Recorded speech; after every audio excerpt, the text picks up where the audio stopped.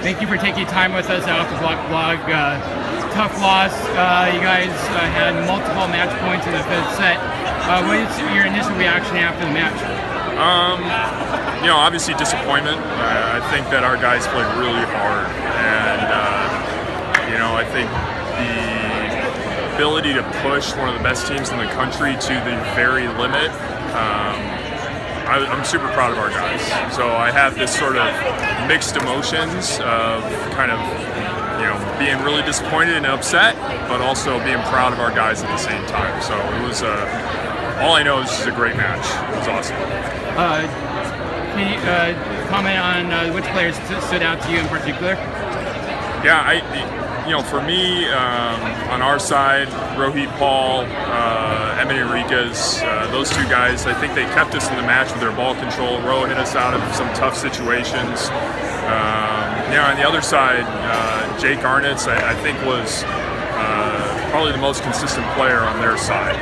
We had a hard time stopping him at times. Even when we knew when the ball was going to him, he was pretty much unstoppable. So, kudos to him. It was a team effort by both teams just to sort of grind that out to the very end. It seemed like on the UCLA side, their advantage was at the service line. Obviously, Mitch put them at match point with an ace. Can you talk to us about the difficulty we're serving a serve from UCLA? Yeah, I mean, they're the best serving team that we've faced this year. They have some guys that can really bring heat. And it's tough to recreate that in our gym. We have a couple of guys that can hit hard, but for the most part, it's tough when you don't see that day in and day out. So our guys, it was sort of a learning curve, and we're thankful that they missed so many serves, so it sort of kept us in the game at times. But they can win matches from the service line. That is absolutely true. Can you talk to us what happened at the end of the match? A little controversy. What happened and what did the refs explain to you guys? Yeah, they said Kevin was under, and I think he was. What's frustrating to me is just, there's just a little inconsistency with the calls tonight from both sides. I think John Speraw, he got on him at the end of the second set before the third set started about some inconsistent calls, and that's tough. You just never want the refereeing to influence the outcome of a game. And sometimes it does, but we had our opportunities, right, and so did they. At the end of the day, players win games, right?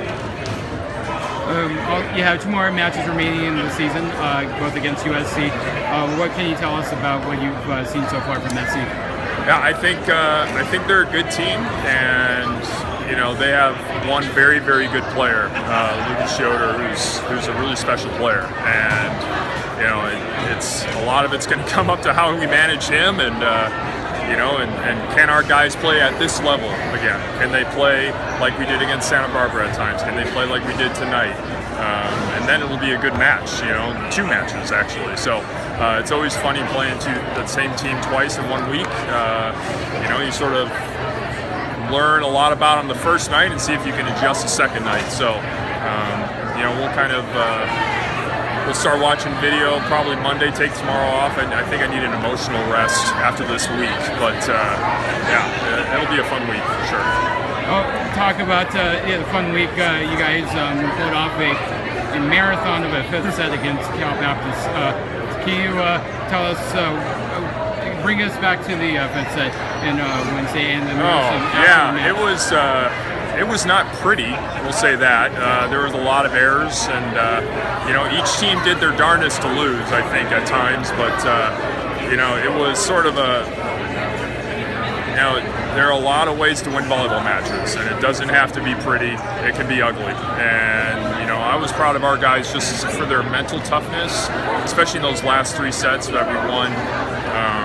Not really allowing Santa Barbara to get on service runs, and sometimes that can be an issue. That's what happened to us in the third set tonight, and that's what kills teams, and what kills your chances to win is the short set, and so we were able to limit those.